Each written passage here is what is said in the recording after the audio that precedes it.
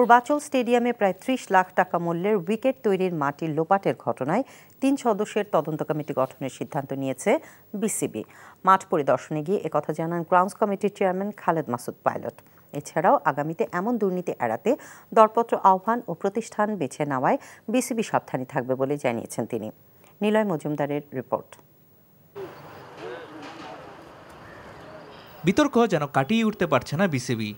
মাঠ সংকট কাটিয়ে উঠতে আগামী ঘরোয়া মৌসুমে পূর্বাচল স্টেডিয়ামকে ব্যবহার করার যে পরিকল্পনা করেছিল বিসিবি, সেটাও এখন প্রায় অসম্ভব।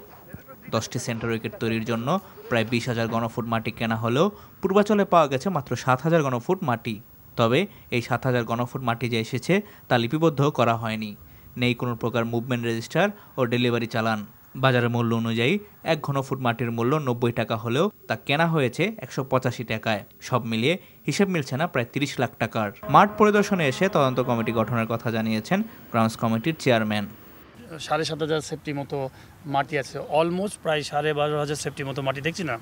তো এটা আসলে আমাদের আসার আগেই ঘটনাটা, তো আমরা এনকোয়ারি করছি এবং খুব শীঘ্রই একটা এনকোয়ারি কমিটি করব। বিকজ এই মাটিটা আমি এই জন্যই ইউজ করতে যাচ্ছি না এই মুহূর্তে, বিকজ এখন ইউজ করলে বা কোনো মাঠে যদি ইউজ করি এই মাটিটা আর থাকবে না, তো ডকুমেন্টস থাকবে না, সেই জন্য মাটিটাকে ইউজ করতে যাচ্ছি না। মাটি সরবরাহের দায়িত্বে থাকা উইনস্টার রিসোর্সের ওয়েবসাইট ঘুরেও পাওয়া যায়নি প্রতিষ্ঠানটির কোনো পোর্টফোলিও।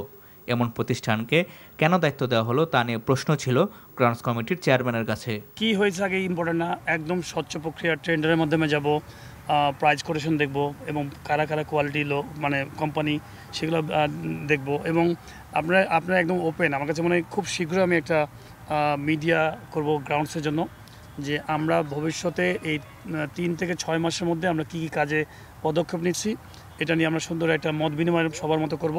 যে মাটি সরবরাহকারী প্রতিষ্ঠানটির সঙ্গে যোগাযোগ করার চেষ্টা করা হলেও তাদের পাওয়া যায়নি। Niloy Majumdar, NTV news, Dhaka.